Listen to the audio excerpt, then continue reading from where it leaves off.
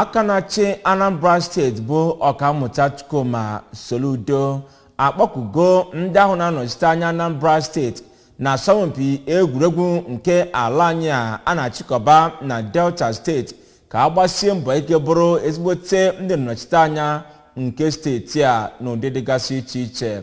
Aka na-achị steeti a nke ọ bụ Chief of Staff nye aka na-achị steeti bụ Maazị Ernest Ezeajoyi nọchitere anya ya nyere ha ndụmọdụ a na ogige Archbishop Eke Obiefu na Retreat Center nke dị na Okpuno n'okpuru ọchịchị obodo Ọka South, ebe ndị agbakọrọ tutu ha esisi ebe ahụ wee bulie wee gaba Asaba bụ isi obodo Delta steeti ebe asọmpi a ga-ewere ọnọdụ.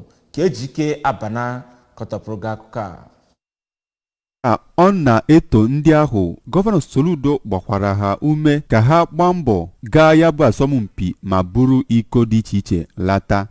Dịka ọ na-ekwu okwu site n'onye nọchitere anya ya bụ Maazị Ernest Ezeajoyi na Bishop Eke Obiefu na Retreat and Pastoral Center na Okpuno, ọ kọwara Anambra steeti dịka steeti ndị mbụ na mbụ ma kwukwe na ụmụ akwụkwọ ndị steeti a na-agakwa n'iru ibunye agha steeti enu n'ogogo dị iche iche. Ọ kọwara na ịkpọnyite Maazị Patrick Onyedum dịka onye chairman nke egwuregwu na steeti a bụ nke na-egosi na steeti a na-achọ ịfụ na ewugharịrị ya bụ ngalaba. Maazị Onyedum bụkwa onye nọbụ na mbụ bụkwa onye na-eme ihe gbasara egwuregwu, bụ onye nke a na-ene anya na ọ ga-eme ọfụma na ya bụ ngalaba. Na mbụ n'okwu ya, onye chairman nke Anambra State Sport Development Commission Maazị Onyedum kọwara na ndị ntorobịa ahụ bụ ndị nwere olileanya n'ihi na ha ga-agbasi mbọ ike na ya bụ asọmpi. Na nzaghachi ya n'aha ndị ọzọ, otu onye so na ndị ga-asọ ya bụ mpi, Kenechukwu Anya dị egwu, kwere gọvanọ nkwa na ndị Anambra steeti